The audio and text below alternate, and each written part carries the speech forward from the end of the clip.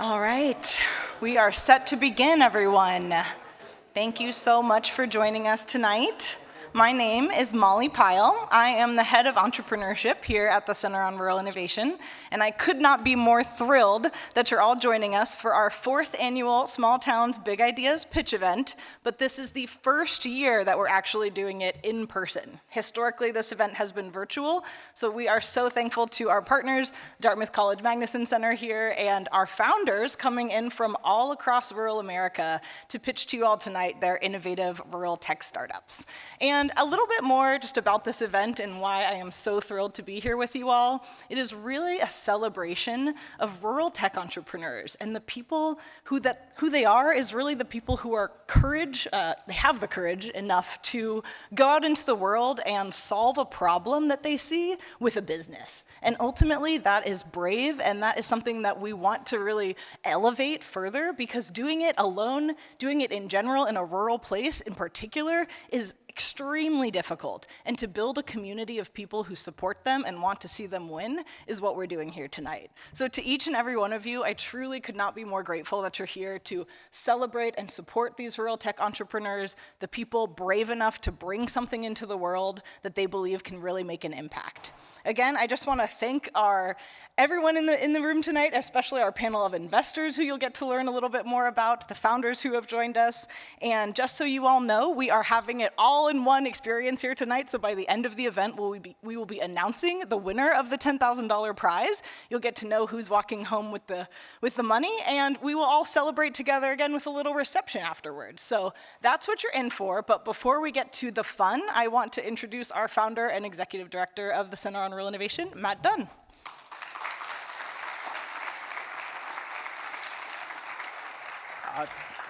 Thank you, Molly. Delighted to be here. This is, as my team knows, my favorite thing, because it's actually the manifestation of what it is that we're doing across the country. The Center on Rural Innovation is a social enterprise. It's headquartered just down the road in Heartland, Vermont, and we are committed to building tech economies in rural places to create a greater economic equilibrium. Because fundamentally, we believe that in the age of the internet, there should be no limit to where innovation-based companies and innovative people can thrive. So just to ground folks into the why we are doing this, it's because of this chart. That since 2008, there has been a very different story for rural and urban areas. After the Great Recession, everyone fell, but rural places fell further, but it was a recovery that was unequal, where urban counties came roaring right back, rural not so much. At the time that the pandemic started, not even half of all rural counties had gotten back to their pre-2008 level. Everyone fell again, and rural places are still trying to catch up. And one of the fastest way to do that is through tech jobs and tech startups. So this is how we look at our job, is this particular set of statistics. Rural America represents 12% of the nation's workforce, but only 5% of the computer and math jobs. Those jobs that present the best opportunity for economic advancement, as well as having a multiplier effect for every one tech job. There are 3 to 5 other jobs that come in, as well as the nucleus for making sure that founders can build their companies in those rural places and create wealth. But in addition to the talent, you also need the capital. And venture capital is not evenly distributed, not even close. The 5 big metropolitan tech hubs in the country receive over 50% of all venture capital. And that's a story that people talk about a lot. But it turns out almost all of the rest goes to the cities across the country. And it's less than 2% that's going to rural zip codes. The good news, and there is good news, is that number is increasing. And it's actually increased over 300% since 2017. It's been year over year. So whether it was the pandemic or people seeking out more innovative ideas, the fact is that the aperture is opening. People are looking in new places to find those ideas and those places to make investment. And the exciting thing for us is that these are the communities that are leading this charge. These are the members of the Rural Innovation Network that the Center on Rural Innovation have worked with to make sure that they have access to the knowledge, to the resources, and the connectivity to be able to build tech accelerators to support their entrepreneurs. These are the beacons of optimism who are out there saying that we can change the story that are in the slides out there. And the folks that are going to be presenting to you tonight are the best of. These are the founders who are coming from all across the country who are part of this network of communities. And these are communities that not only are doing this work on their own, they're collaborating together. We have created a virtual network of leaders who have decided that they want a different economic trajectory for their communities, and the founders that you will hear from are the representation of that commitment. So being able to do that, this kind of work, and to be able to elevate folks, though, takes partners. And we want to thank, first and foremost, the Magnuson Center that has been just so extraordinary in bringing this event to life. We've done this in past years virtually. It was fine, and we are continuing to have folks join us on live stream, but being able to do it in person and to have that feeling and that connection has been fantastic. I also want to mention our two lead sponsors, Google Fiber and White Mountain Capital, who are willing to step up, along with all of the other folks who are willing to contribute to making this event possible. I also want to take a second just to recognize the folks from the Center on Rural Innovation who are all here. You heard from Molly. Can all of the Center on Rural Innovation people please stand up? There you are. They're there. All right. This has been a team effort that has been led by Molly and Josh from the Entrepreneurship team, but also Emily and Kate and everyone who worked together to make sure that we had the resources and everything to make this possible.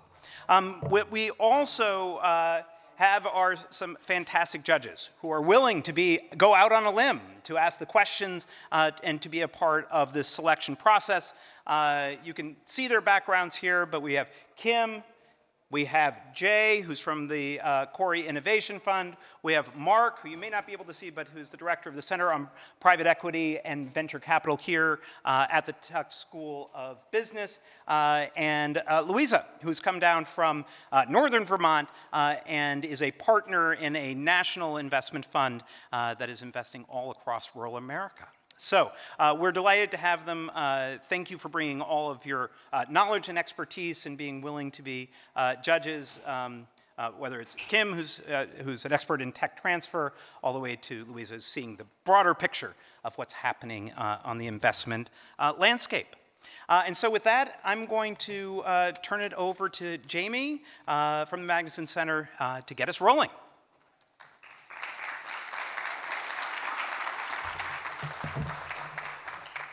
I'm not going to lie, this is a pretty cool moment.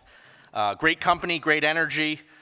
My name is Jamie Coughlin. I am the Executive Director of the Magnuson Center for Entrepreneurship, and it is with really great pleasure that I welcome all of you to this evening. For those that are familiar with our campus, and obviously for those that are new to Dartmouth, a warm welcome to you all. So we're gathered here tonight in one of Dartmouth's newest buildings, the Class of 1982 Engineering and Computer Science Center, where several of our own Magnuson Center for Entrepreneurship spaces right above and activities reside. I've had the honor of working here at Dartmouth now for 12 years, believe it or not. It's sort of been my own entrepreneurial startup journey, building out our entrepreneurial community for students, faculty, staff, researchers, and obviously our greater community which we find ourselves in, which today is all encompassed in and around the Magnuson Center for Entrepreneurship, which is made up of nearly 50 different program offerings for that community and truly spans what we refer to as entrepreneurial thinking all the way to entrepreneurial doing. And the broader topic that I want to speak to this evening is the spirit of collaboration that goes on at Dartmouth. And in my opinion, is truly the essence of this pitch that we're all going to enjoy this evening. It's this collaboration. In fact, it is this institution, Dartmouth, here, yes, in the middle of the woods, that is our secret sauce to connecting the dots of innovation. Whether it be faculty in their lab, our students, working with colleagues across campus, including our technology transfer office, who are all working to advance innovation. It's this ability to form these impactful relationships is what led to the creation of this partnership tonight with the Center for Rural Innovation. And I just want to personally thank Matt Dunn, Molly, and the entire center team for the work they do across our nation in activating these collaborations. A round of applause. But folks, I've been doing these events for a very long time, and no pun intended, it does take a village. And so as Matt obviously recognized the center team, we have several of our Magnuson Center team members here tonight. I want to recognize Doreen Cutter, Barry Schweitzer, and Roy Schmidt, who are representing tonight. A round of applause for them as well.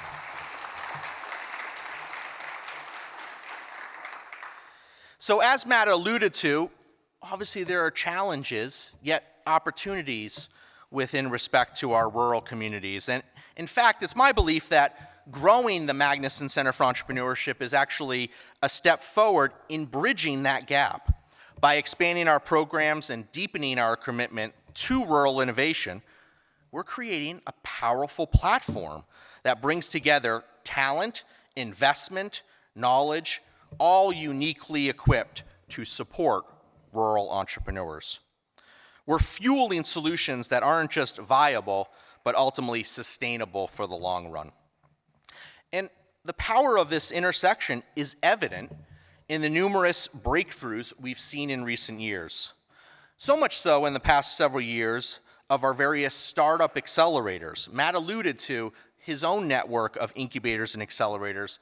We have developed ours here at Dartmouth, where we have supported to date nearly 300 participants among 90 projects, awarded nearly $3 million in capital to translate those projects into new ventures, helped form 15 startup companies, and have helped secure an additional $15 million in further investment from venture capital and government sources. And this is where entrepreneurship becomes such a critical ingredient and an important force. It took an entrepreneurial vision and entrepreneurial know-how to create this accelerator network. Because entrepreneurs think differently, they act boldly, and they have unique abilities to disrupt the status quo by envisioning new models, programs, and services that, for our community here tonight, can make our rural communities more efficient, accessible, and scalable. So in short, rural communities need entrepreneurship as much as entrepreneurs need the challenge and complexity of rural communities.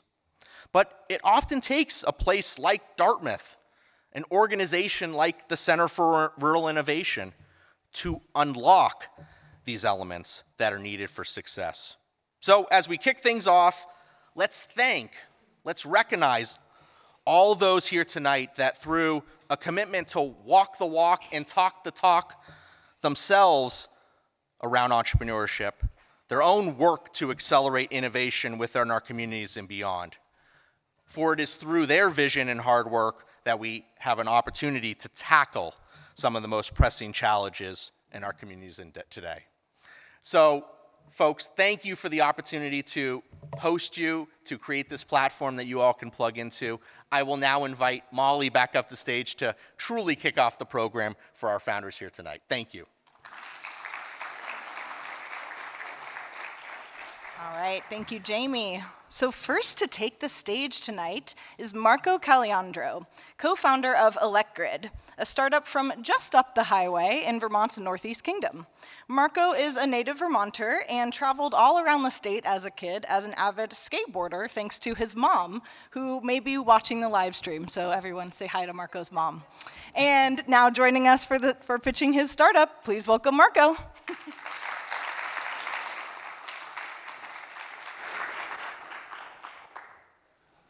Thank you so much for that introduction. First of all, I just wanted to say thank you to Corey. I'm incredibly grateful to be here in this position to be pitching to you Electgrid. So without further ado, I would love to introduce Electgrid. We are the grid's trusted partner.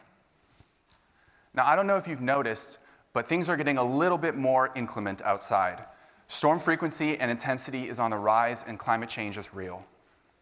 Particularly in our home state of Vermont, we see the impacts of climate change most drastically in severe weather events like flooding.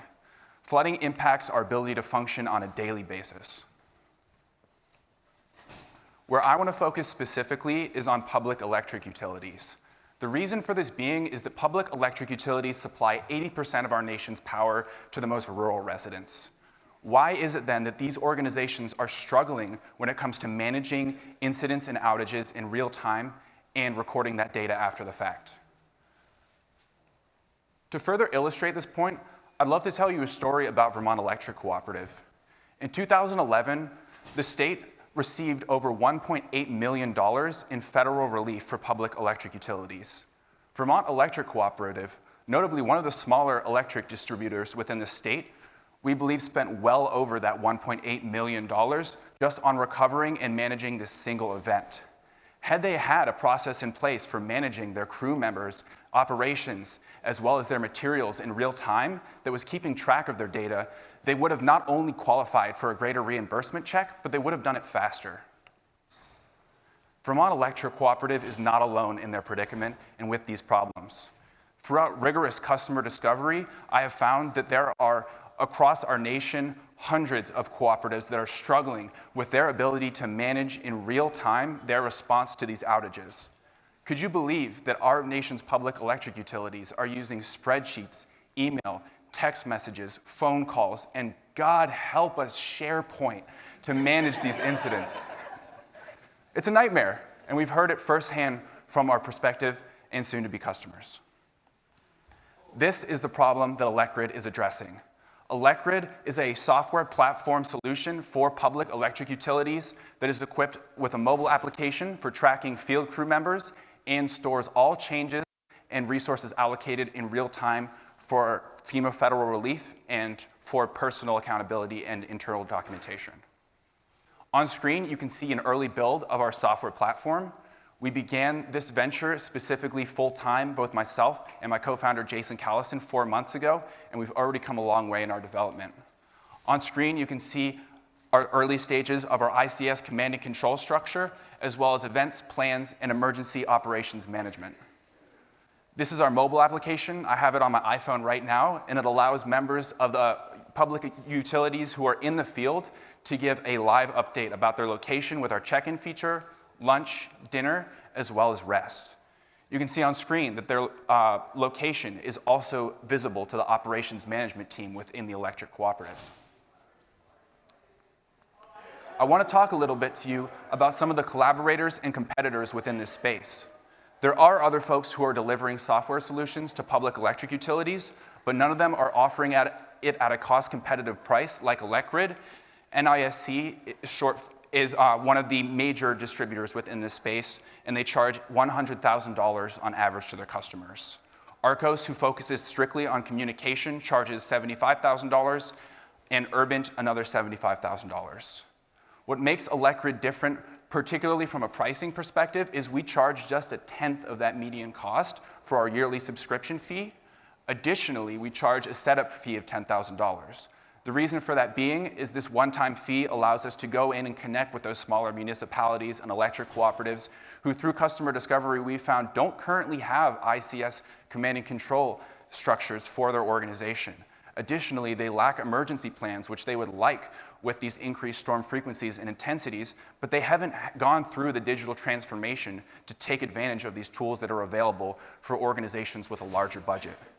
Finally, we charge a 5% fee off the top of that federal relief once the money arrives, so our customers are not having to pay out of pocket for larger events. Notably, the federal threshold for FEMA relief is $1.8 million, so 5% of a single massive outage is a $90,000 check going to Electgrid. Finally, I want to talk about the team. Myself, COO of ElectGrid. I recently graduated from UVM in 2024 in May, and since then I've come on to the venture to work full time. Jason Callison, our visionary CEO, who has already built to scale and seen a successful buyout by a private equity firm with a different software SaaS company, just in a different vertical. This was in fintech.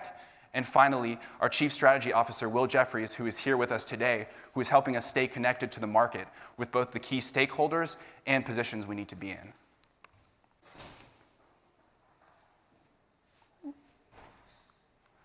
On screen, you can see some of our notable milestones.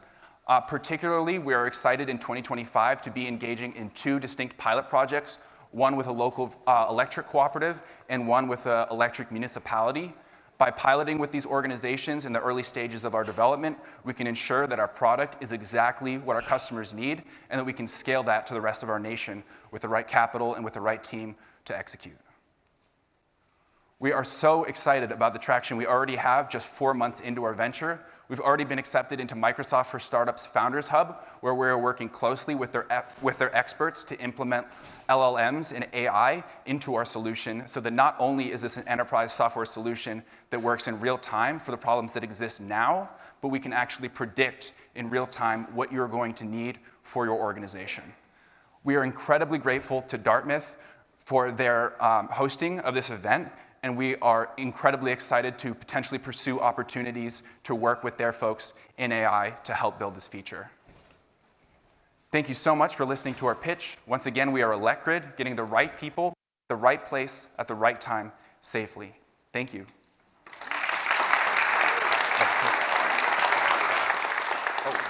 Stay up here real quick. All right, yes, love that. Give it up for Marco. We are, you already did, but again. So now we're going to transition to the Q&A portion, over to our judges to kick us off. I guess, am I first? Thank you, Marco, that was amazing. Hi, Will, nice to see you. Appreciate that. I just wanted to start off, well, first of all, great presentation, and also I can see the need. So I was just curious, because I don't know a lot about the electric, but you're only marketing to cooperatives. So is that because other ones like GMP have their own built-in systems? Yeah, that's correct. Sorry, I don't know if you can hear me properly. I'll just try and speak up a little bit as well. So specifically, cooperatives and municipalities are sort of in the smaller to medium size of organization, but ElectGrid's solution is not something that's proprietary to that structure. So if you're a smaller to medium-sized IRU and you don't already have a custom software solution, we can provide that for them. We're just using municipalities and cooperatives as sort of a catch-all term, but does that answer your question? Mm-hmm. And then I have one more, and then I'll see what those guys have. And how far along are you with your app? Like, where is it in the development stage? Yeah, so I actually have the mobile app on my phone now. So I'm able to do check-in and able to see that information in real time. We are early stages, but we have what we believe is an MVP. And now we're just looking to implement it in real time with a pilot project so that we can ensure that we're capturing those activities that are really happening at the organizational level. Okay. You guys, anyone else? Marco, if you take your target customer, these small municipalities and utilities, and apply your cost or pricing structure, what is that total market? And then once you go from there, what is sort of the next step of development or product development that you'd like to implement? Yeah, so I just want to make sure I understand the question. So pricing structure with smaller utilities? So if you apply the pricing you're suggesting Right. against the total customers out there that are small municipalities and utilities, what number do you get to? So what is the market size? Yeah. And so, then after that, how could you make that bigger with incremental products? Yeah, so there's 900 total cooperatives. Some of them have existing solutions, and then there's 2,000 in total, including municipalities. We believe over time we can serve actually this entire market because of the fact that we have a smaller pricing model. Even if these organizations already have NISC, NISC lacks distinct features. We're incredibly grateful for them. They're a great potential partner, but notably they don't have a discrete reporting module. And so we are offering ElectGrid you can have it as a standalone solution, but you can also purchase specific modules like FEMA reporting for your organization. So to start, to answer your question, we believe there are 300 cooperatives who can use our solution as an all-in-one from day one, but we actually aim to be the #1 solution across that entire market. Does that answer your question? And you're 10,000 a year, basically? Yeah. So 3,000 times 10,000 is your current? Yeah, to start. We know that for a typical VC, that sounds a little bit low, but really that's just getting our foot in the door with an enterprise solution. Our long-term play is integrating with AI and having a competitive advantage. So are you tracking people in the field? Are you doing FEMA reporting? I'm confused about exactly what the service is that you're providing. Yeah, absolutely, great question. So we're solving a number of issues. It's not a single issue that we're solving. So we are tracking field crew members with our mobile application. Additionally, we're deploying resources. So right now, an incident commander is having to call individual crew members and say, hey, where are you? Could you go to this location? Could you bring these tools? Could you bring that truck? And who are you going with? What we're doing is we're allowing the incident commander from their computer in their electric cooperative command center to deploy resources using our mobile application. So instead of having to call them, you can simply do a drag and drop onto our mapping feature, which will allow you to tell them where to go, and then from their mobile device, they can approve whether or not, yeah, okay, I'll go here, I'll bring these people, I have these tools, and if not, they can communicate with the incident commander in real time. We are logging all of that data. So in our current MVP, we have logs for every change that is made. So not only do you have accountability for who did what, but when it comes time to file for FEMA relief, you're not having to reconcile notes that were written down in a truck bed by a field crew member. You're not having to call someone back and say, hey, is that really what you did when you replaced that transformer? So we are providing a source of truth for electric cooperatives. I have one more question. Can you talk a little bit more about how you are deploying your team? What are your qualifications, and how are you working together? Yeah, great question. So Jason Callison is my co-founder here today. He is a technical expert, so he's actually directly working on building our product. He understands how to code. And myself, I have a background in tech commercialization at the University of Vermont. So there I basically did a lot of work quite honestly trying to fit a square peg into a round hole where I had a single piece of IP and I was trying to find a market. What I'm really excited about is I already know how to do customer discovery. I already know how to connect with the market. I've done that work, and not only is our solution able to be adaptable to the specific problems of our customers because it's software and we don't need a manufacturing facility, but there's endless problems to be solved. Thanks, Marco. Thank you so much. I will bring that with me. Amazing. Marco's third round of applause, we love it. So next up, I would like to welcome to the stage Jennifer Sparks, the co-founder and CEO of Agolix, based in Durango, Colorado. With a passion for travel, Jennifer has explored over 60 countries and even wrote a best-selling book to help others navigate long-term travel. Her diverse experience has shaped her innovative approach in both business and life. So here to share with you more about her venture, you can welcome to the stage Jennifer.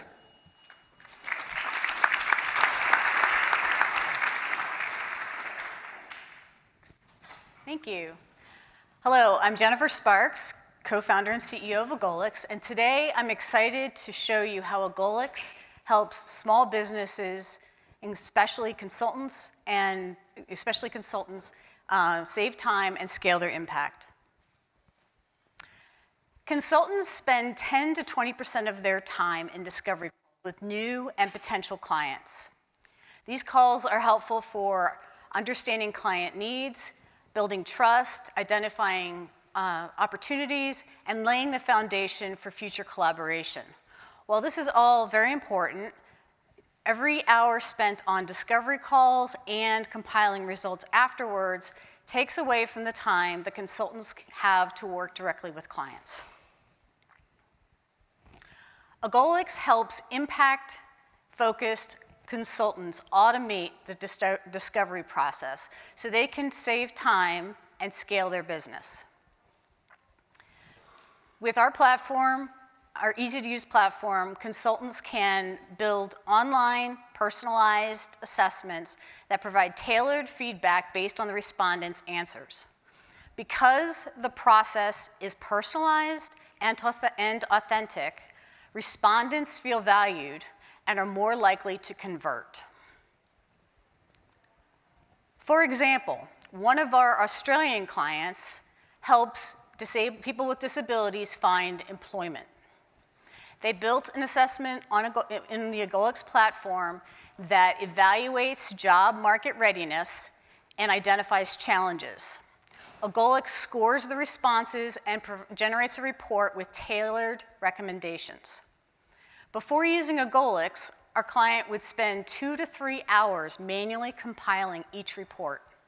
Today, over 500 people have completed this assessment, saving our client 1,500 hours of work. Agolix can be applied in various aspects of business, anywhere where automating expertise is valuable. Our easy-to-use platform enables easy setup and allows people to excuse me. Oops. And allows people to set it up easily and get responses quickly. Many of our clients are not tech experts. Therefore, Agolix is designed to be simple and user-friendly, and we back that up with high-touch, US-based client support. Agolix uses advanced technologies to make the setup simple and to help our clients with their most important challenge: fear, uncertainty, and doubt. This is seamlessly integrated into a platform that is designed based on deep industry knowledge and years of experience working with hundreds of consultants. Our proprietary scoring algorithm simplifies the process, and our AI integration allows simple setup for complex solutions. For example, clients can use our AI-powered interface to automatically generate and select the right questions for their assessment. And it works. Agolix saves our clients 1 full day of their time, so freeing up their time so they can grow their business by up to 20%. In addition, we're recognized by several industry partners. So who are our clients? We work with hundreds of consultants from around the world. In addition, we work with some Fortune 100 companies such as Circle K, Maybelline, and World Bank. Each client's needs are unique. Our simple interface makes setup easy and allows them to come up with a customized solution quickly. For example, World Bank uses Agolix to assess and enhance the training for their performance of their training professionals. The consulting and advisory market is huge, with a big opportunity for tailored solutions beyond the large firms. The top 10 firms are well served in this market, with the rest being currently underserved. We're focusing on the 52% of the market that needs highly customized solutions. Clients come to us from platforms like Typeform and Lead Quizzes when they need automated scoring and report generation. No other platform caters to the unique needs of these high-touch service providers other than Agolix. Agolix has a B2B SaaS model, offering monthly and annual subscription options at multiple pricing tiers, including advanced, basic, private label, and enterprise. We've grown our monthly recurring revenue to $16K, and more than 1 million people have completed assessments on our platform. Agolix has a strong LTV to CAC ratio of 7:1. To date, all of our marketing and sales has been inbound with a 50% conversion rate on sales calls. In addition, we have a low churn rate. And the best is yet to come. With great product market fit, we anticipate ongoing growth over the next few years. We're fortunate to have clients in over 50 countries. In 2023, we generated $250K in revenues, all reinvested back into the rural Colorado economy. Our leadership team has over 25 years of combined experience successfully leading technical teams on complex software projects. Our client success team excels at supporting our clients from around the world. We recently added new software talent to our team, and we work with local service providers for services like marketing and branding. Agolix is located in Durango, Colorado, a wonderful place to live. Our proximity to Fort Lewis College gives us access to a talented and skilled workforce. This allows us to offer employment locally to people that are talented and don't want to relocate to another area. We've secured national and international trademarks in key areas of our business. We've also obtained US copyright for our software baseline and a provisional patent for our chat-based user interface. We're fortunate to receive mentorship from multiple Colorado organizations, including SCAPE, TVN, Startup Colorado, and Bend, Colorado. We'd appreciate your support in two ways today. One, by voting for Agolix in this competition, and two, by helping us identify strategic partners. Together, we can increase the impact on our world. Thank you for your time and attention.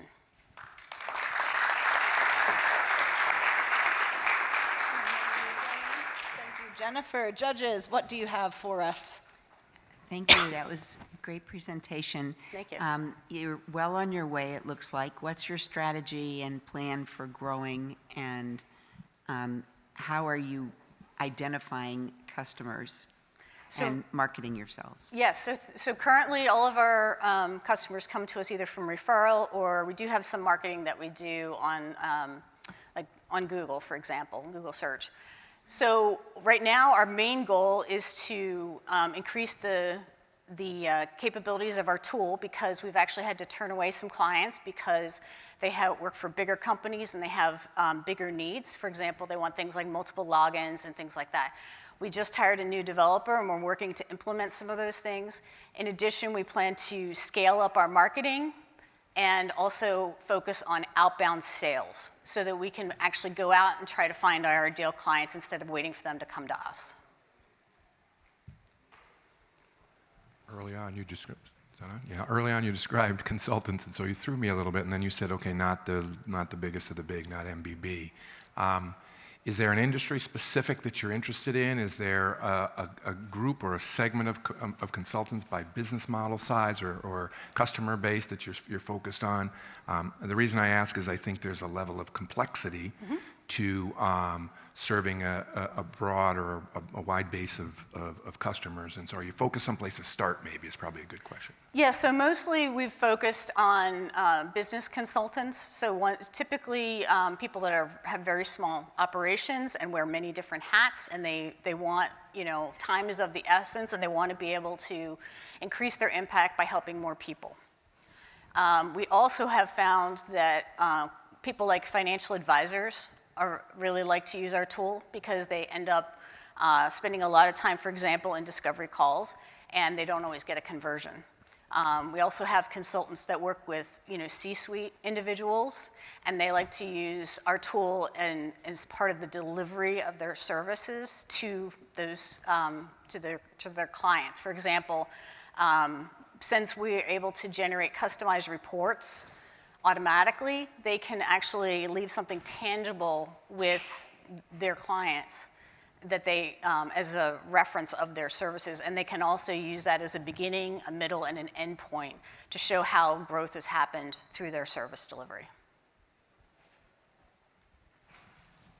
Jen, can you give us a little bit more on your background and the team's background? And then second question, if you sort of marry ChatGPT and SurveyMonkey and sort of try to do this yourself, compare that to your solution and sort of the incremental benefits. Sure. So my background is in aerospace engineering. I had a very successful career in the defense industry, after which I decided I wanted to do something different to help make an impact in the world. My husband has a background. He's our CTO. He wrote every line of code. And he's worked in defense. He's also worked for the National Renewable Energy Lab. We've both had leadership experience leading multi-million-dollar projects in previous life, and so I feel like with our backgrounds, we're uniquely suited to be able to lead this effort. As far as SurveyMonkey and ChatGPT, SurveyMonkey provides surveys, and we look at surveys as a one-way conversation, one-way data gathering. You're sending this out to thousands of people, and then the person that does that gets all the information and collects it in the aggregate. And what we're doing is inspiring a two-way conversation. So we ask the questions, the person answers the questions, but then they get immediate feedback based on how they answered the questions. Our clients get to demonstrate their expertise, and it builds trust. The person who's answering the questions gets something of value, and they know how our client can help them. Can I ask one question? So it's a web application, it's online. Yes. But how much of it, like how much do you have to work for every single one? Because everyone's going to ask different questions. Or do you have it automated? Like how is each one made? Like how high touch is it? So our clients typically build the assessments on our platform. Okay, so it's their questions. They can use our AI to help generate those questions, and if they want to also generate the feedback for each answer. So once it's set up, it typically takes a little bit of time to set it up, and we're there to help them along the way. We offer free Zoom calls to everybody. And so once we get them set up, which usually doesn't take very long, then they can share that with whoever, and they can share it with the world. Anywhere where you can share a web link, you can share it. We've had people do it from stage where they've put a QR code up and had 1,000 people in the audience all take the assessment at the same time. So not only would they find out, for example, how stressed they are, but that they're especially stressed in, for example, financial stress or relationship stress or whatever. And when they get those results, they not only find that information out, but how our client can help them get to the next level for the areas of their specific need. So it's also not just consultants. I mean, I could see this in many things. So Yeah. is that your plan to grow into different Yeah, we areas have, it's not who we've been focusing on, but yeah, we have small business owners that use it. For example, we have a client, here's two clients I can mention. One that has a mattress store, and they use our tool to help people figure out which kind of mattress to buy. We also have another client that employs electricians, and they use our tool to help screen electricians for job applications before they bring them in for an interview. Thank you. Okay, thank you.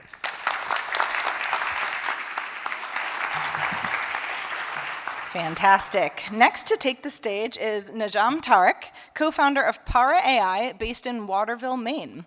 Najam is currently a student at Colby College, and when I asked him a fun fact about himself for his intro, he mentioned that he is an expert sleeper. But I'm sure that Najam will be bringing the energy tonight, so take it away, Najam. Where's the clicker?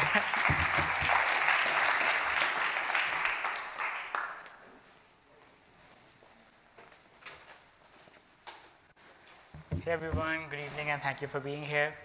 Today I'm really excited to talk about something that I've been working on for the past few months. It's something called Para AI, and it's an AI-powered document editor. So think something like Google Docs or Microsoft Word, but including the AI features. Before we begin, a huge shout out to Microsoft, Global Venture Labs, and Rigo Labs in Waterville for the support they have shown us so far. And yeah, let's get started. So what is the problem that 90,000 people have been facing in the past 12 months? It's simple, 3 words: writing your stuff. That's it. But who is it actually tough for? Let's name them a few. So it's tough for those 59 million freelance writers in the US who have to work hard day and night so that they can make a living out of it. It's tough for those 31 million bloggers who have to publish SEO-optimized content every day for their websites. And finally, it's tough for those 18 million college students who have a paper due at midnight tonight, just like myself. So what is actually the problem with writing? So it's a two-stage problem. So first, you have to come up with these ideas about what you want to write, and that alone can stop you in your tracks. But even if you're lucky than that, writing those ideas in the right ways doesn't hold big deal. So this is one of the things that most of our users are contingent on, and they have said that we need Para AI to help us with this particular problem. So we came up with a solution, and now let's check it out. So imagine this. Imagine a writing assistant that's video 24/7. Imagine a writing assistant that has knowledge of almost everything in the entire world. Imagine a writing assistant that can generate ideas for you in real time. Imagine a writing assistant that can provide you with real-time context-specific feedback on your writing. And then imagine a writing assistant that can look up online resources for you as you write. And if that's not enough, imagine a writing assistant that can generate first drafts for you in your writing style. And a lot of you might be thinking that this looks very similar to what ChatGPT can do, but I can assure you that this is very different from ChatGPT, and I'll talk about that in a minute. But before that, let's take a look at the demo of the video. Enter the realm of Quill, where every word you write is a step into the future of document creation. Let's say you're writing an article on green tea. Have questions about your progress? Quill Chat is your ever-present AI companion, ready to answer anything about your write-up. Just ask and consider it solved. Need a muse? Click on Explore Ideas, and Quill doesn't just suggest. It ignites your creativity, writing the ideas for you. As you write about the antioxidants in green tea, watch as the Explore online resources refresh every 15 seconds, bringing you the latest, most relevant information. Stuck on expression? Quill's paraphrase feature isn't just a tool, it's your co-writer. Whether you prefer the sophistication of chic, the depth of wordsmith, or the ease of casual, every phrase is tailored to perfection. And with inline styling, emphasize your points as effortlessly as sipping a soothing cup of green tea. Simplify, clarify, and summarize, all with a flair that Google Docs can only dream of. So yeah, that was a short demo. But yeah, coming back to the original question, so how is this all different from ChatGPT? Well, to explain it very simply, like ChatGPT or any other LLM for that matter, is only the layer 0 of our product. So like this is where ChatGPT would end. And this is also where the magic of ParaAI begins. So what we do at ParaAI is we fine-tune each of the models that we use. And to explain fine-tuning very simply, you guys might have seen ChatGPT using the word delve in its writing a lot, but you can never ever have ParaAI use the same word again in its writings. So but that's a very small explanation of how fine-tuning works. I'll get back to this afterwards. But on the other hand, we do employ some of the best prompt shortening techniques. So we use few short and meta prompting that brings out the best content of each LLMs, and that really helps a lot in getting the best outputs. And finally, we have an in-house feedback loop, which is very similar to the Domino's quality check we get. So if the output's not good enough, we simply run it again until it actually is, so that your pizza is never cold. And now let's talk about our traction. So we just monetized on August 12th here. And since then, we have garnered over 500 paying customers at 0 marketing spend. So I would say that we were in pretty good shape. But if we would try to project this, we expect to have at least 1,000 paying customers by the year end. And that's a really nice number.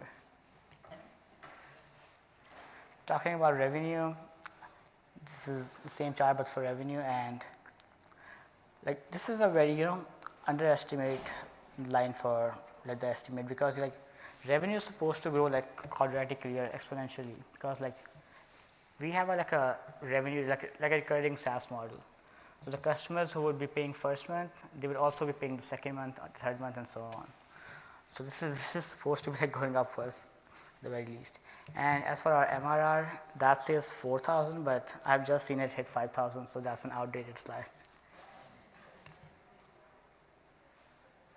And yeah, as for the pricing, we have a very basic model, just like how some other AI tools have.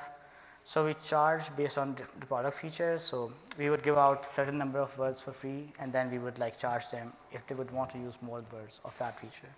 So here we offer 1,500 words free for paraphrase feature, and then we have them buy this plan that includes 50,000 words a month. and they have been buying that so far, so that's good. And talking about market size, I don't really like to talk about this because we all know that these are like nothing more than hockey stick projections. So just for a very general idea, we have a $8.6 billion TAM from the freelance market that we just discussed. But if you guys are interested, we do have a bottom-up market size at the end, like in the appendix. If you guys would love to see that, I can display that as well. But the point is that the market is rapidly growing. In fact, according to one of these research reports, document editing is the #1 reason why people are using generative AI. So there's a whole lot of potential here. And coming back to our competitors. So Google Docs and Microsoft Word do not have these AI features for now, so they are not like our direct competitors. But on the other hand, these competitors like Type and Lex do have AI features. So one point that I would really like to talk about here is our fine-tuned models, because it always gets overlooked. So one of our competitors like Type and Lex, what they would do is that as soon as ChatGPT or OpenAI releases a new model, let's say GPT-4o, they will send out an email to their customer base that, hey guys, OpenAI 4o is now available in Type or Lex, which ultimately makes them a GPT wrapper. But that's not what we're doing here at ParaAI. Whenever the model gets released, we first fine-tune that on new data, and we then test it if it's good enough, and only then release it to the public. And now let's talk about our team. So obviously there's me, and then there's my best friend from high school, Aryan. Aryan's currently a sophomore at Stanford, and he has helped us a lot in becoming what we are today. On the other hand, I can code a bit sometimes, just kidding. I have done a huge full stack development projects in the past. I have made my own cryptocurrencies. I have published papers in the field of CS, and yeah, so I think this is the best founder match we can get in terms of this specific product. So yeah, that's it. Looking forward to all questions because I know you guys will have many. Thank you.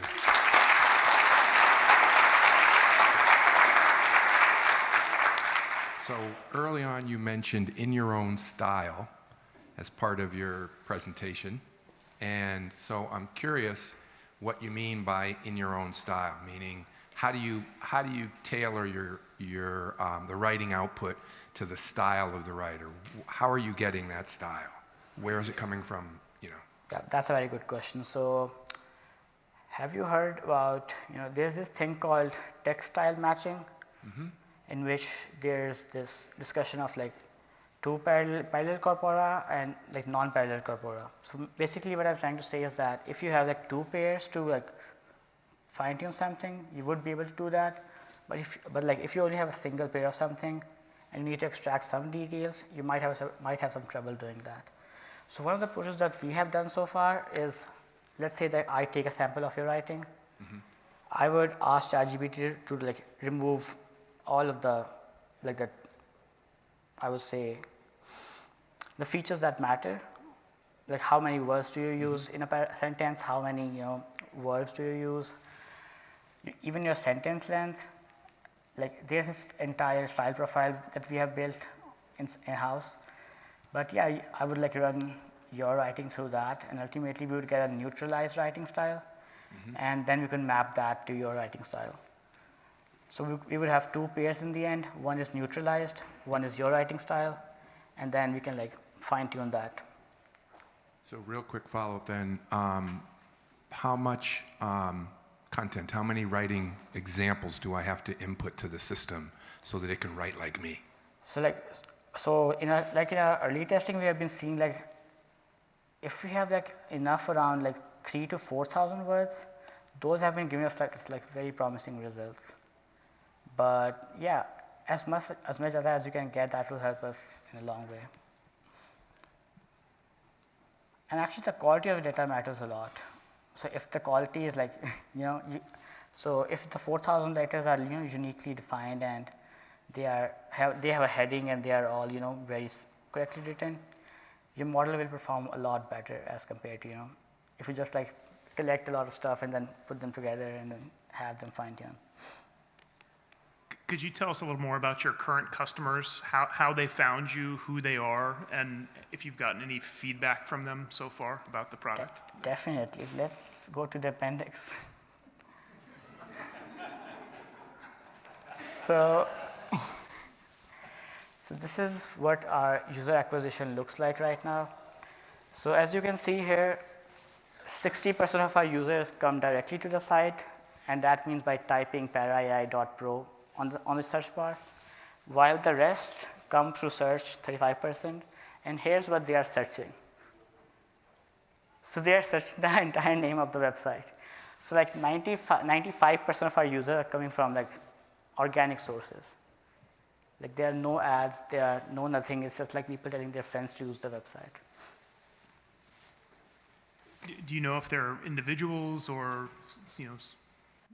journalists? Like, what is the sort of makeup of those customers? And have you been able to find a way to get feedback from them? Yeah.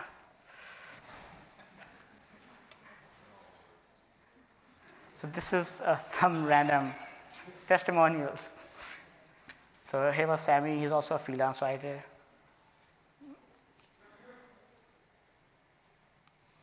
See, we found a blogger. Wait, so are students actually allowed to use this?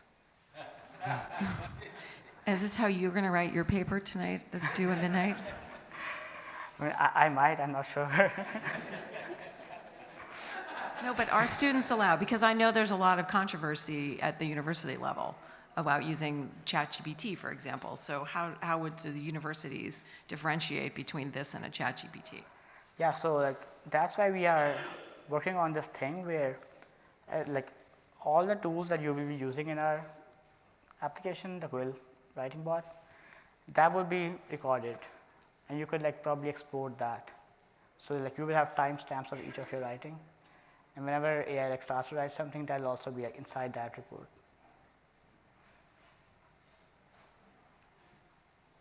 So like if the student is honest about it and he's like, I did use PyAI, they could show him the report, and I think teacher will be fine with that. Thanks, Najam.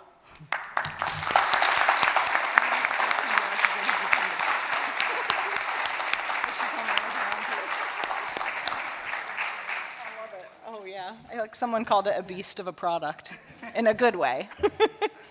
All right, thank you so much. We are going to go ahead and transition to Asrastram, our next startup. I am so excited you can give it to Katie, so excited to introduce you to Katie McVeigh. Katie's family has been farming their land in rural North Carolina for 6 generations. So when we're talking rural innovation, we're talking about people like Katie. And her startup was actually born out of a science fair project, and their tech stack still uses some code that she wrote in high school. Here to tell you more, let's hear from Katie. Can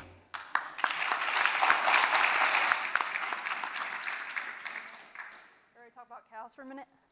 All right, so most people don't realize that dairy farmers were into big data like way before it was cool. So we've been collectivizing our data at a national scale since about the 1960s.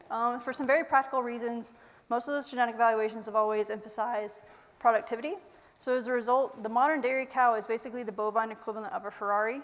The cow I milk today produces almost 3 times more milk than the ones that my granddad grew up raising, which is crazy. But like a proper sports car, they're a little inclined to break down, right? And looking past just the immediate welfare issues with that, farmers do not like taking care of sick cows, they like healthy cows. There's also some serious economic liabilities to that.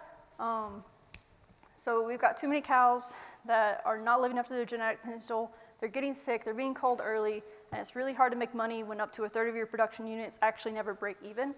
And with farmers being on the front lines of climate change, that's something we need to fix kind of urgently, because roads only got to get bumpier, so our cows need a lift kit.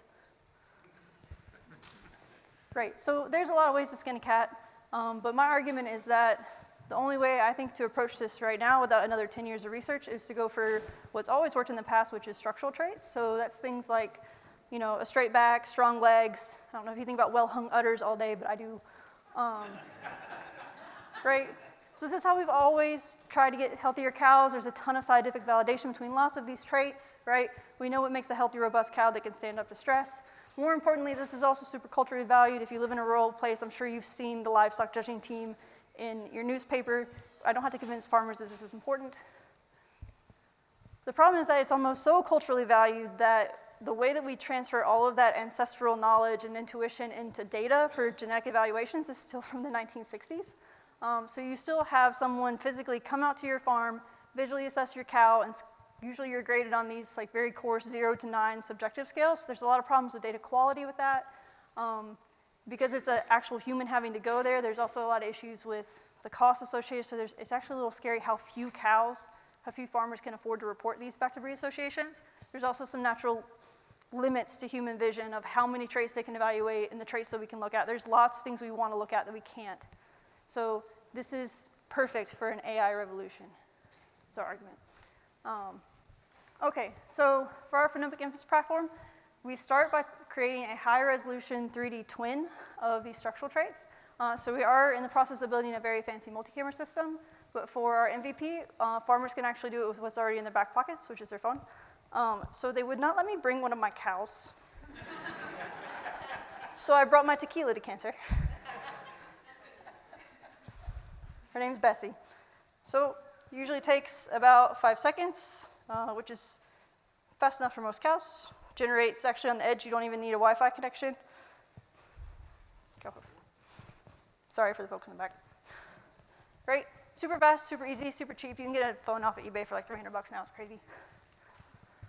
So the next time you do hit Wi-Fi connection, because most of these guys are out in the middle of nowhere, at least beef cattle people, it gets pushed up to our AWS cloud, where it's pushed through a series of computer vision algorithms. So we don't do like a lot of our, folks just throw it into a black box, because it turns out farmers don't like to be told what to do. They're actually passed through a series of deep learning algorithms. So basically go in, automatically annotate the key anatomical points, and then we pull off the exact same, we break down a cow using the exact same angles and proportions that our livestock judging coaches told us. They understand these values. They happen to have some nice statistical properties if anyone wants to nerd out. So those biometrics, we can either push directly to the breed associations for genetic evaluations because they're more accurate, they're more heritable, and that means faster genetic gain. Alternatively, right now we're actually emailing farmers a PDF report that basically uses some very lean, unsupervised machine learning tools to help them find patterns in how these traits are dispersed in the herd so they can use that in their culling decisions, breeding decision management, whatever creative solution they have. We're also working on an interactive platform right now. So for our first product, we did iCore last year and talked to dozens of farmers, and every single one of them went on long rants about feet and legs, so we're doing feet and legs. So this has been a long-standing issue in the dairy industry practically since the late 80s, 90s. We have not seen much improvement of it since then, which is a problem, and it's getting just as bad very rapidly in the beef industry right now. Each incidence of lameness is going to cost you at least a few $100 to fix, and the reality is they often are not fixed. It's one of the top 3 reasons for culling in both industries right now. And also, no one likes to see cows limping around. It's just a pain point. So there's around 50 million mama cows in the US, which is a decent sized TAM, right? But farmers are notoriously difficult to market to. They're a little feral. I love them. But my plan is to do something a little bit original, something that's kind of only available because of my academic background, which is my plan is to become a cog in someone else's wheel. So to grossly simplify, the breeding industry, seed stock industry in the US is a little bit like a pyramid scheme, right? So a commodity-based cow is only worth a couple $1,000s. The most elite bulls are worth millions of dollars. Where you fall on this pyramid is all based on something called an estimated breeding value. So those numbers are calculated based on these national, basically these national pedigree things that they used to be evaluated by the USDA. Over the last 10 years, they've actually all been migrated to nonprofits that are actually farmer managed. So they do the breed evaluations now. That determines the value of your cow. So they already have all the infrastructure to make immediate use of these values. And more importantly, I can acquire, using them as a channel partner, I can acquire hundreds of thousands of users by talking to like 5 or 6 people. And I don't like talking to people, I like talking to cows, so that seems like a good plan. Right?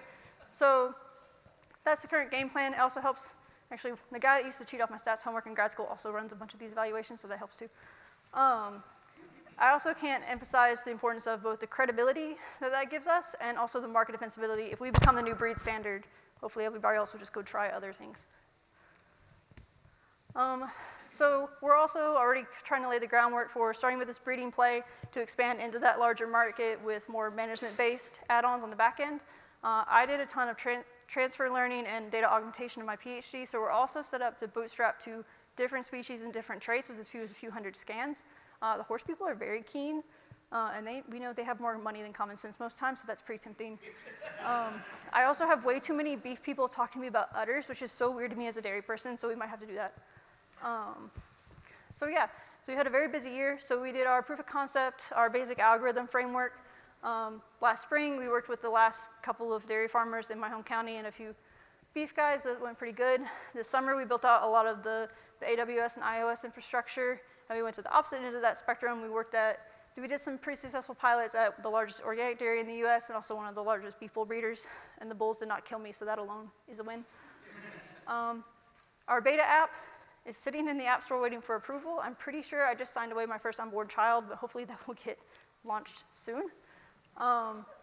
But for our initial setup, we've got a really nice mix of some nice hoof trimmers, some veterinarians, some academics, and a few smaller farmers to kind of be our initial. I think they'll give me some good, probably very blunt, very sassy feedback. We've also confirmed that we'll be able to do some really nice validation studies with North Carolina Department of Ag, which actually did a lot of the original Angus VEPs, turns out. So that'll save us a ton of money to lay that scientific groundwork. We've also had some preliminary discussions with the Smart Holstein Lab, which is Holstein Association's tech bed. Bewley's a really cool guy. They're currently kind of shut down for some disease stuff right now, but hopefully we'll get in there pretty soon. Our goal is to be able to launch fully at CattleCon in Texas and World Ag Expo in California here in early spring. Those are both in March. And begin some of those preliminary discussions with breed associations, which are usually meet in the winter, early spring. So as far as team, we got a really great team. We've been very lean and mean, right? So most of us are actually on contract, but I'm hoping we can bring on some of these folks full-time here in the next year. So like I said, I'm from a sixth-generation family farm. I actually filed the patents for this in high school, so they're fully issued now. I'm happy to talk about that more, but lawyers is boring, so I don't want to talk about it. I actually did most of the validation work for this all through my master's and PhD. I got to do my own projects, which was super fun. I managed to talk my way into a super bougie climate fellowship. I'm the first cow person they've ever let in. I may be the last. I don't behave well. And North Carolina is a fantastic place to be a first-time founder, and lots of great support from there. On the biz dev side, I had one of my friends that's just from down the road from me helping me out with biz dev and setting up accounting. She's currently actually taking some time off for a family issue. I'm hoping she's going to come back because I hate accounting. And we've got some really great advisors that I think can really help us navigate the political elements of getting with these breed associations. On the technical side, we've got a really great team. I've got a young guy at NC State, a super good iOS. It's crazy how cheap he's managed to build this app from the ground up. I love him. I found a really great ECE grad helping with the computer vision. She's doing super well. We've actually done a partnership with another startup that works in the lab animal space that's been helping us with our AWS cloud. We've saved a lot of money working with them. We've got a number of really great professors that are also helping us with the hardware and the software dev side of the build-out. So I've been told I should always end with asks. We've actually, like I said, we've done super well on non-dilutive funding. We've got a couple other grants in, but we are looking at doing a funding round probably the latter part of next year if everything goes according to plan. So if you know any investors that like cows, let me know. We're obviously always looking for more farms to engage with the beta. I think I might have written too good of a reference for my computer vision gal, so we might be looking for more computer vision talent soon because I think she's going to grad school. Worst problems. I would also say, as you can tell from the aesthetics in this PowerPoint, our marketing and design person, like I said, is taking a leave of absence. So if you know anybody that can help us with the marketing side that understands cows and rural aesthetics in that dimension, I'm not doing good at PowerPoint, so help me out. So yeah, so that's most of what I got, and I'll take questions.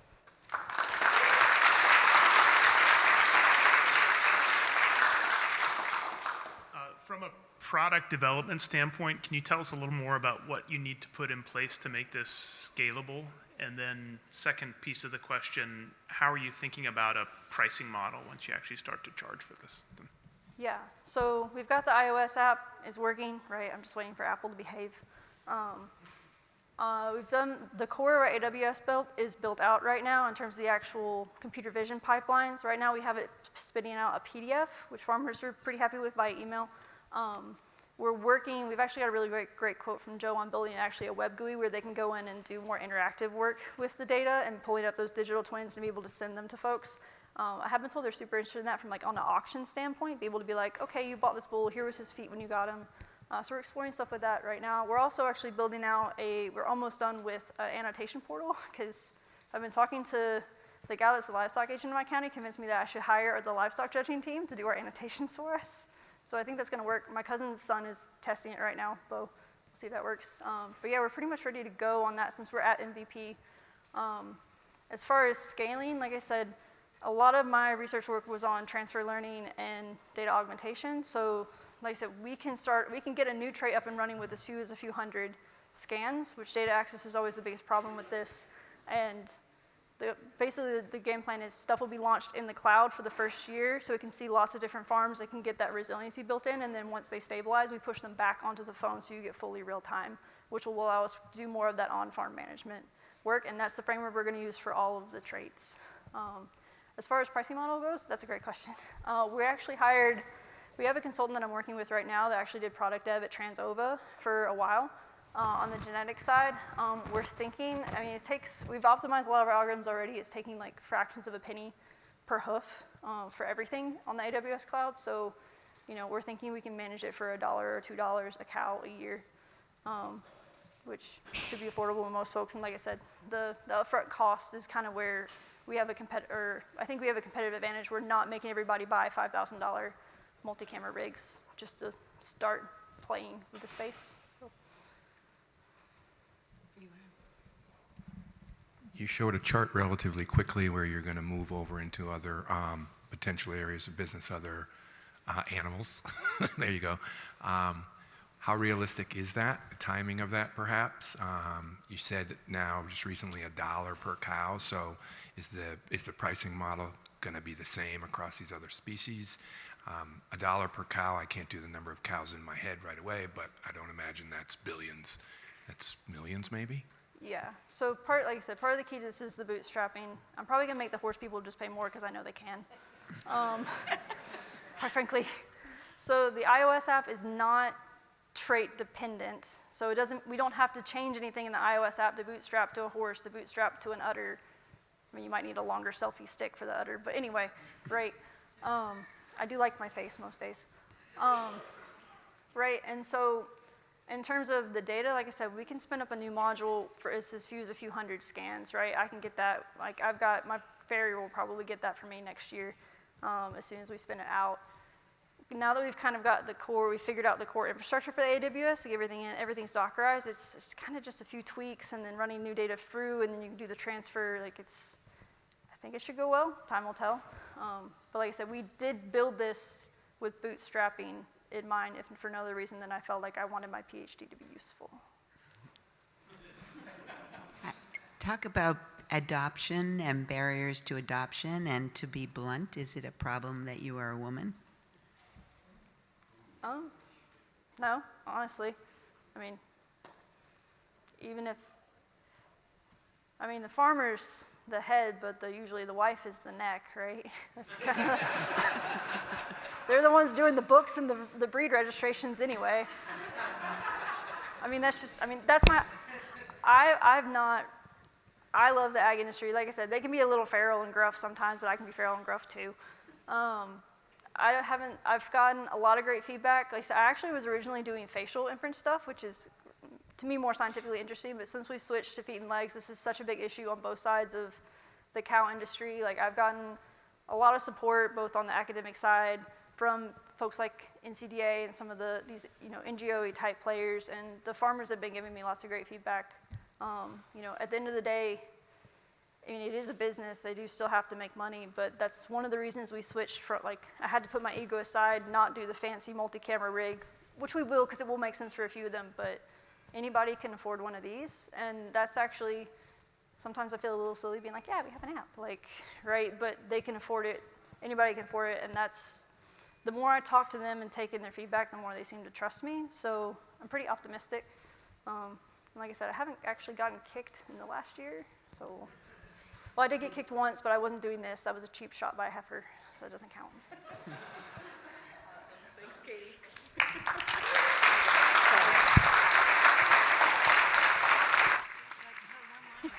Love it. We love to see a founder on the move. I'm sorry, I had to. I couldn't resist. No, you can boo, you can throw tomatoes.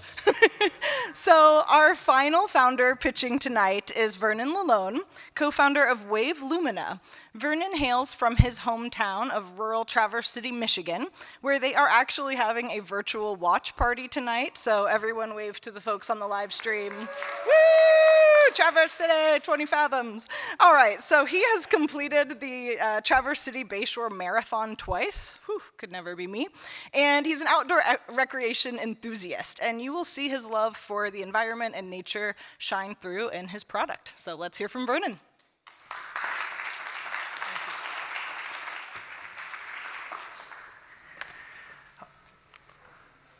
Hi, everyone. I'm Vernon Lalone, founder of Wave Lumina. We're a tech company based in Traverse City, Michigan, developing field-ready tools for rapid detection of environmental pollutants in water. 10 years from now, we see our technology ensuring the quality of drinking water for 1 billion people around the world. We're committed to solving PFAS pollution, the forever chemicals quietly poisoning millions. These compounds are everywhere. Firefighting foam, Teflon cookware, waterproof outdoor gear, to food wrappers, ski wax, and cosmetics. Likely half of us have PFAS in our drinking water at home, and the CDC estimates 98% of Americans have detectable levels in their blood. Now, these forever chemicals accumulate in our bodies and cause serious long-term health problems like fertility issues, obesity, liver damage, thyroid disease, and cancer. We've got a mess to clean up, and the path to remediation begins with detection, because environmental engineering firms and government action response teams need to know where these chemicals are before they can act. Unfortunately, certified testing labs can take 2 to 12 weeks to turn around results. And this delays emergency response and deployment of these water treatment systems, and it can slow site assessment project timelines by 1 to 2 years. To solve this problem, Wave Lumina is creating the contamination field screening device. And what you see here is a photo of our field-ready prototype alongside our vision of the final marketable product. Our patent-pending technology is capable of detecting PFAS in water at parts per trillion levels in 15 minutes at a cost of $10 per sample. We use nanotechnology for signal enhancement of trace-level analytes like PFAS. A straightforward sample prep is rapidly performed in the field. And this test strip sensor, it's transferred to the device, where it's scanned by a laser that induces and excites molecular vibrations that emit spectral signatures. And those spectral fingerprints are interpreted using AI signal processing algorithms.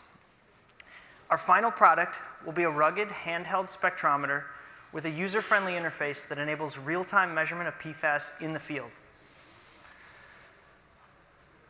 Wave Lumina's technology offers several functional features not currently available from other field-ready solutions. As such, we are uniquely positioned to address key performance challenges and customer pain points across the PFAS testing industry at an affordable price. Now, starting off, our target customers are regional, mid-sized environmental engineering firms managing multiple PFAS projects. Wave Lumina's on-site PFAS test will reduce contamination plume mapping times by 1 to 2 years, saving an estimated $50,000 per site assessment.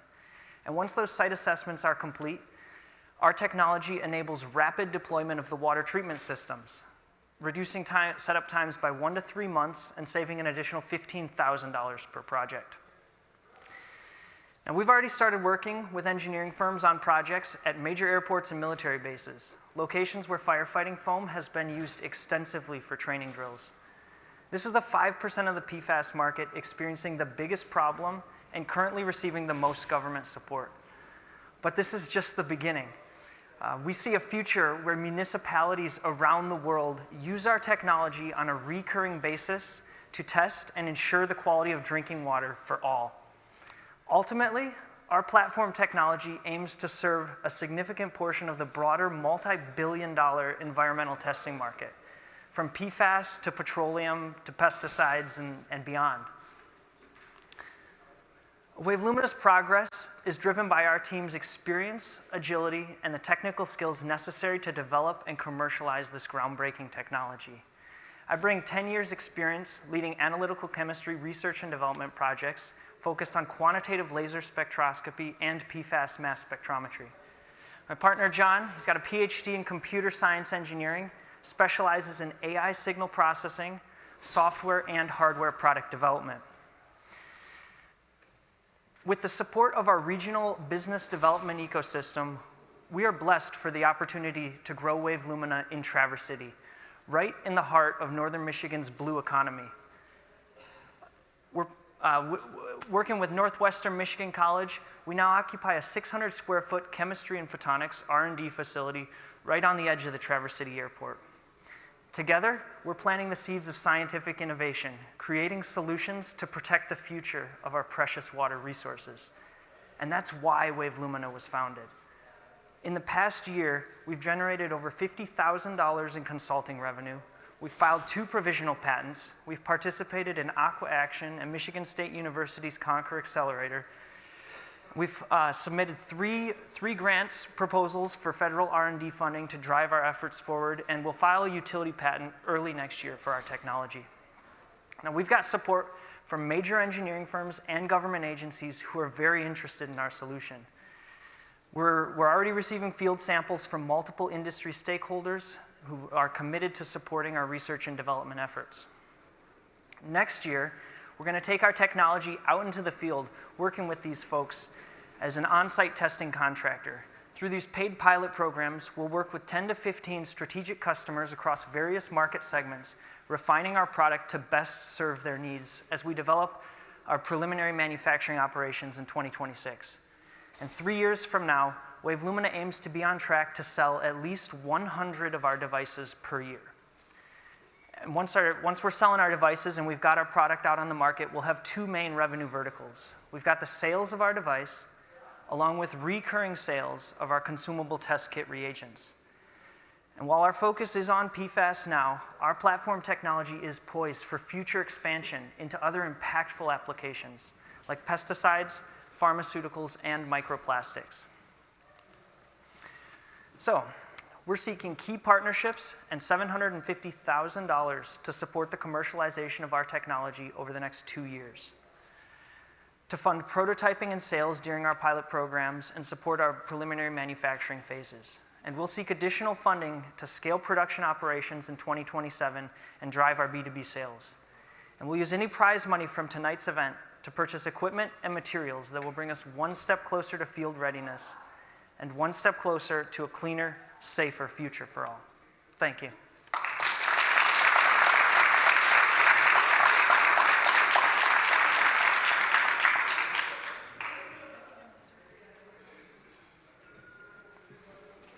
I just have a high-level question. So once people find out that they have the PFAS, you know, the airports or the municipalities or the water treatment centers, like, do you give them recommendations on how to get rid of it? Because, like, I know you said that it starts with the testing, Yes. but once I have that information, then what do I do? That's a great question. So our tool, it's a tool to be used by the environmental engineering firms. So those are the folks who really guide and direct these projects and the cleanup and the actual remediation efforts. So we're giving those folks an additional tool in their kit. That's well outside my realm of expertise, but it's a good, really good question. Yeah, because if I'm going to pay for it, I need to know that it's going to give me a solution at the end, right? Yes, yeah. That's what it's for. Yeah, hardware is expensive. So, Oh, yeah. And I get test strips and razor blade models. Have you seen any other hardware that might allow you to get to market quicker without building your own device? You've got a suitcase, laptop in it, some handheld, some strips that have to be tested. You know, that to me looks costly. It's high CapEx, you know. So is there any other alternative, or is there any barrier to entry because you're building something like that? Yeah, that's a really good question. And right now, we're working with manufacturers of the hardware. So we don't make it ourselves. These folks do supply OEM boards for the equipment that can be more easily integrated into something like a box build for the hardware. Whether or not we manufacture it ourselves, I would love to be doing that in Traverse City, Michigan, long term. But it like you mentioned, it's quite an undertaking. So it may be that we actually just work with another instrument company who already is an expert in manufacturing these handheld spectrometers. There's nothing on the market currently that quite fits what we need, but the parts are all there, and working with them, there's a market. So it's a great question. There are others out there who are purport to do this. I'm involved with an environmentally compromised site, and I know that there has been testing that's been going on there right now. To your question, it's required by the state and by the feds, so it doesn't matter whether there's an answer or not. It needs to be done.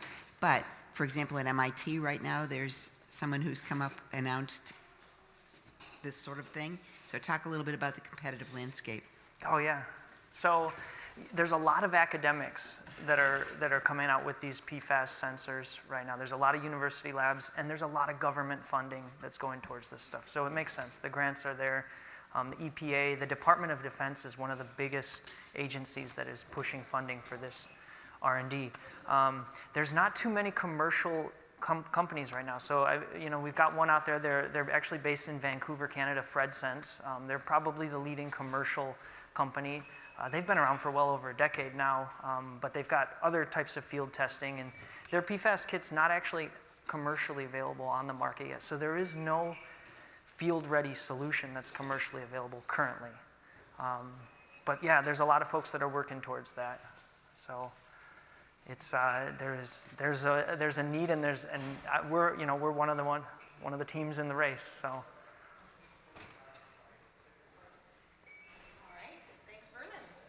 Thank you.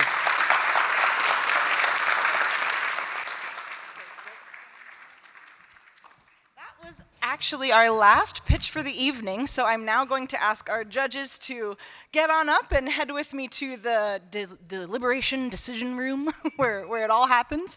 And we will be back in just a few short minutes with the winner of the $10,000 cash prize. But in that time, please don't leave, stick around. You want to hear who wins, and then we're going to have a little celebration and networking time after. So in this time, we're going to entertain you with a delightful conversation between Jamie, who you heard already, Executive Director of the Magnuson Center, and Jeremy Katz.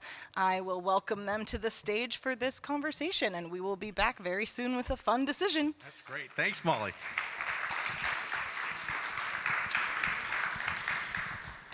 So, Jeremy, I guess we're sort of the filler time. Yeah. No, but honestly, folks, I mean, it takes a lot of guts to get up here and do what these founders from all over the country did. A round of applause for all of them. Tremendous job, tremendous. As Matt said, I mean, this is what I live for. This is what wakes me up every day. And just to get new blood here at Dartmouth from all over the country doing these amazing things is just amazing. So again, Matt, thank you to you and the team for making this happen. So folks, you're in for a treat. This is, I have just an exceptional individual next to me here in Jeremy Katz. And man, I have known this guy for like 13 years now, but every time I print out his resume, his bio, it seems to get bigger and bigger. So I am going to do him right and sort of formally introduce him here to really highlight everything that he's accomplished, because I think he truly embodies everything that we're talking about here tonight at this intersection of both someone that has lived the rural entrepreneur, but someone that's also actually really investing and giving back to that. So Jeremy is a serial entrepreneur who has founded, funded, and advised more than 6 dozen startups over the past 20 years. He started his first company here at Dartmouth called Saytech while a student with $248. Do I have that right? $248. And I can tell you, that moment in time was very different as it relates to entrepreneurship here at Dartmouth and the support for entrepreneurship. He went on to build Saytech into a company, into a worldwide communications firm serving Fortune 1000 clientele. Among his other major projects have been Segtel, a regional fiber optics telecommunications firm that pioneered the development and construction of 4G wireless systems for 4 out of the 5 largest national wireless companies. Segtel was bought by private equity firm Riverside Partners in 2011. In 2005, he founded Research Dataware, a SaaS company that specializes in providing hosted workflow solutions for compliance in pharmaceutical research. That company was also bought by private equity, a firm called Arsenal Capital, in 2012. But most importantly, Jeremy has served on various boards throughout our greater Upper Valley community, including, and we're very lucky to have him, on the board of advisors of the Magnuson Center for Entrepreneurship. And he has also co-founded, which we'll speak to shortly, the Twin State Makerspaces, a charitable organization dedicated to building makerspaces in low-income communities, both in Vermont and New Hampshire. Folks, a round of applause for Jeremy.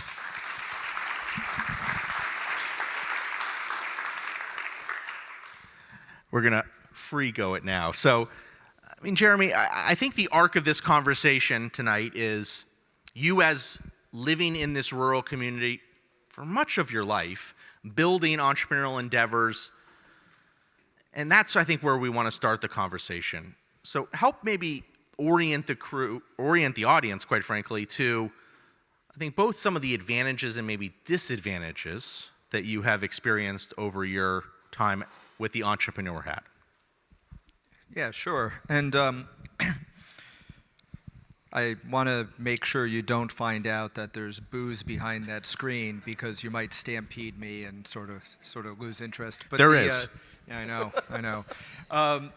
So, look, I think one of the facts about operating in a rural environment is that it's just fundamentally finite. It's finite, quantifiable, and knowable. And so you don't have the unknowns, both positive and negative, that you have elsewhere. So, when you're looking, let's say, in the Upper Valley, which is an area that has, in total, a few 100,000 people across many counties, and probably about 75,000 people in the daytime in the immediate Upper Valley, Dartmouth area, you can't start a factory where you need 3,000 employees. There's just not 3,000 heads to come here. There's not housing in order to bring people on in. So you need to be able to identify what it is that you need and what you can work with. Now, on the other side, there are great benefits often to working in a rural area, and one of them is that not every company has to go out and invent something. Right? There are things that are already known, that are already big businesses, that are already major capital opportunities that exist worldwide, that just simply have to exist in a locality. So, for instance, in the fiber optic company that I built, although we might have innovated some things along the way, in reality, what we did was we built the fiber optic infrastructure to enable 4G and 3G before that in the northern New England area. But this was something that was known. It was something that was known in California and in New York and in the major metropolitan areas and in places with NFL, teams. But it just simply was something that needed to be brought up here, and there was a limitation of expertise and capital. So figuring out what needed to be done and bringing it locally was where the opportunity was. And I think that something that comes to mind is there are a lot of great companies up in this area that have found that we have benefits that can be identified and monetized and used to great effect that just don't require doing more than recognizing what we already have here in opportunities. So, for instance, like one of my favorites is like Pete and Jerry's Organic Eggs, which turned into like a hundreds and hundreds of $1 million company, but it started with land, chickens, and the need to really have people buying food that is just better for them and more local. And so we have tremendous agricultural innovation in the area. We have tremendous innovation in engineering, where we have a great engineering school here, and we've had companies like Creari and Simbex, come about. We have great innovation in biotech, where we have, for instance, Adimab has come about as a result of being located in this area. So really the ability of individuals to look in a rural market, identify the problems, and identify the knowable inputs and solutions, and match them, exists. And that's, it's a challenge where there's a deficit of what you need and where there's scarcity that you can't solve for. But that same challenge, the flip side of a coin, is that it's an opportunity, because often where you can solve for it, there's not competition and there's space to move and really do a lot of good things. Obviously, we heard from 5 founders tonight. Matt's opening slide spoke to this, but we oftentimes hear that it's access to funding, access to talent that seem to be that kind of rise to the top of concerns that rural entrepreneurs have. I mean, you spoke to a little bit, but maybe we'll kind of address that a little bit more from how you overcame some of those challenges in building your respective organizations. What some recommendations you would have for founders like we had tonight to overcome some of those issues. Sure. So for me, I took a path that is a little uncommon, but it worked for me, and I'd say the 2 best ways to fund a startup are to not spend money, first and foremost, and to fund your company with revenue growth. And so in looking at that, all of the companies that you read off, my ventures up here, we never took outside capital. And so we didn't rely on it. So you bootstrapped. So I bootstrapped. Right? I mean, just as a term for the audience. So absolutely, I bootstrapped. So for instance, Saytech, which started with $248, every dollar cash flow positive we were between December 1994 and basically August of 1998 was plunged right back in the company. And I lived in the summer of 1995 in a 1-bedroom apartment with 6 of my fraternity brothers and my girlfriend, who became my wife and didn't drop me. But that allowed me to basically not dilute my own equity. Now, I think the interesting thing about access to capital is that it's become heavily democratized over time, and the impact of the internet, the impact of angel funding and crowdfunding has greatly enhanced access to capital. But one thing that I'd kind of say is it's a little less so much now genuine access to capital, because a great company well presented will typically get funded, and it's a little more access to the mentorship and the expertise to be able to say, okay, how do you have to present your venture and who should you be going to, which obviously, like, great big plug for the Magnuson Center, is like one of the fantastic contributions to the Upper Valley and New Hampshire, Vermont community that we have. So do you think bootstrapping gets the attention it deserves? And obviously you spoke highly of it because you lived it, but is that something that when you advise either young companies, or we're speaking to the folks over our live stream right now, that you would really encourage, maybe even challenge them to follow that path? I think it's highly situational and contextual, right? I mean, it's a bit of a know thyself sort of situation. Clearly, if you want to go out and build mini nuclear reactors and need to blow through $150 million of capital, that's not a bootstrappable business. But there are many businesses that are and lend themselves to incremental milestones and progress-based investment. And in those cases, you can. In terms of, I'd say, the attention it deserves, I think there's a difference between the attention it deserves to entrepreneurs, who should know that it's a viable option that should be considered for certain types of companies. At the same time, in terms of like the public, I tend to find that the more successful people, companies, businesses are, the less people want the world to know that they made a lot of money, and so who cares if, kind of it gets to that point. But understanding how to best mentor entrepreneurs so they know that there are multiple ways to solve a problem is really what's useful there.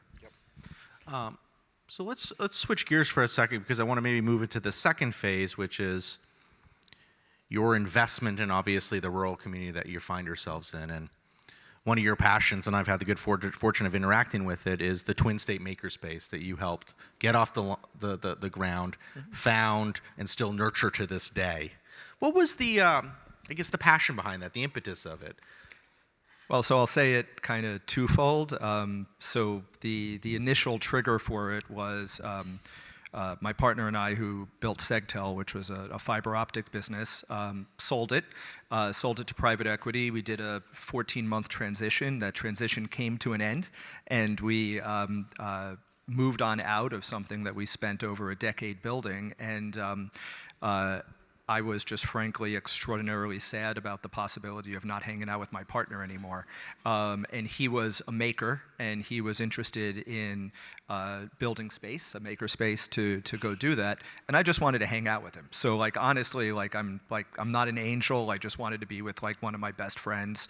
But the premise that we had about it, where we were kind of looking to do this, was that very much just like in urban areas, rural areas have rich towns and rich kids and poor kids. And my partner and I did not grow up with money, and we were just generally offended at the concept of giving rich toys to rich kids as a charity. So we wanted to go do this in an area where we could sort of genuinely have an asymmetric effect. And so we decided to build a makerspace in Claremont, which was a bottom quartile median household income community, and actually build it in a way that had a catchment area that included, for instance, Hanover and Lebanon and Norwich and quite wealthy communities, so that there was a social validation to the area by essentially drawing people from the wealthier areas into the less fortunate areas in order to do cool things. And that was just sort of socially very rewarding, in addition to the benefit that Jeremy, we did. just for the sake of the audience again on live, define makerspace, just to orient people to how that is a contributing mechanism to this innovation ecosystem that we're all here gathered to talk about. So we defined a makerspace basically as a gym for the mind and the hands. So we have a trade space, so we have the type of really cool shop equipment that no reasonable person could ever have in their garage in the space. So we have welding equipment, we have CNC machinery, we have a jewelry lab, we have technology space, we have frontline 3D printers. We just really have a lot of cool stuff. We have a fiber arts facility.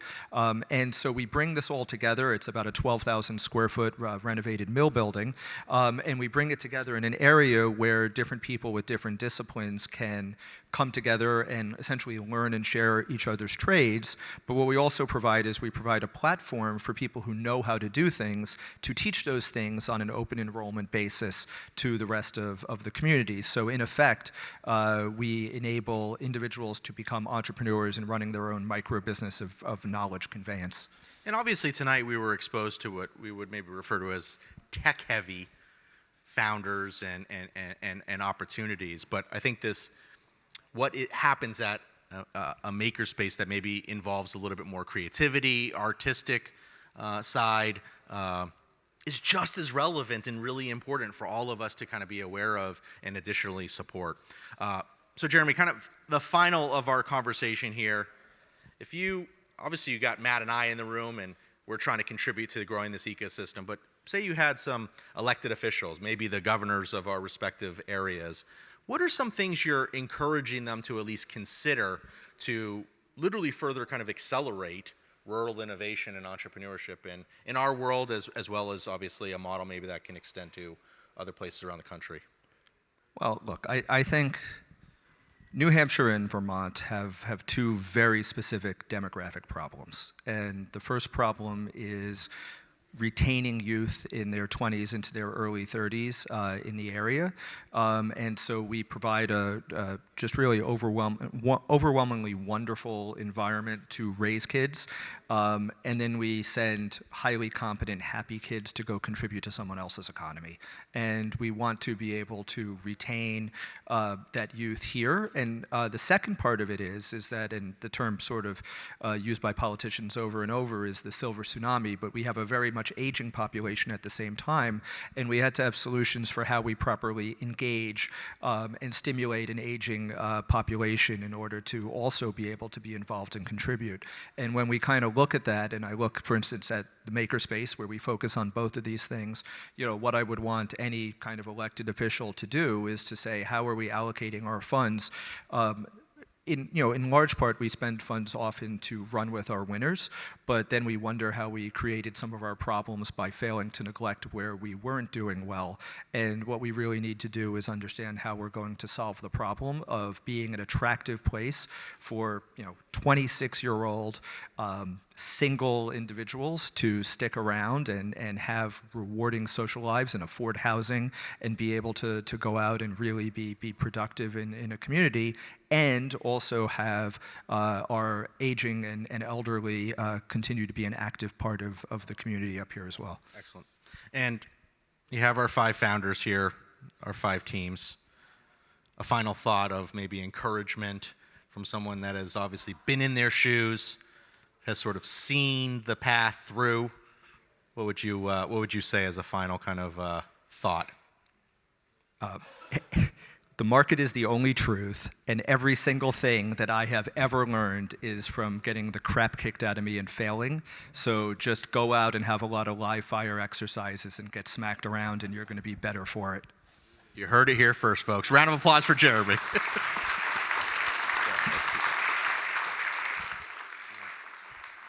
And folks, I think we're going to hand it over now to Molly, because I saw the judges come back, so it seems like some deliberation took place. It sure did, and the deliberation is done. So I am so excited to share with you all the winner of the 4th annual Small Towns Big Ideas pitch event. Da-da-da-da, drum roll, drum roll, drum roll. It is, Cowtech Analytics, Os Rostrum. Yep. Woo-woo, Katie. If you want to say some thanks to the Academy, come, you can go ahead. I probably should have brought Bessie up here with me, because I think, yeah, I just want to say thanks a lot, and I know exactly where this is going to, which is actually, like I said, the QA portal, which is all my little livestock judging kids. I'm happy for my little team of minions that we might be able to do now. Woo! Thanks, Katie. And I just want to share one thing and then invite Matt and Jamie here to close, but there's a quote I like by William Gibson. He says, "The future is already here, it's just not evenly distributed." And I hope tonight proved for you all that the future is actually being distributed by these folks creating the products that we're going to use, creating the things that are going to make our country and our world better, and they're doing it in rural America. So Matt and Jamie, come here and close us out, but I just want to, again, extend my thank you to these founders. Y'all are so inspiring. You're the reason we're all here tonight and the reason why we have some hope.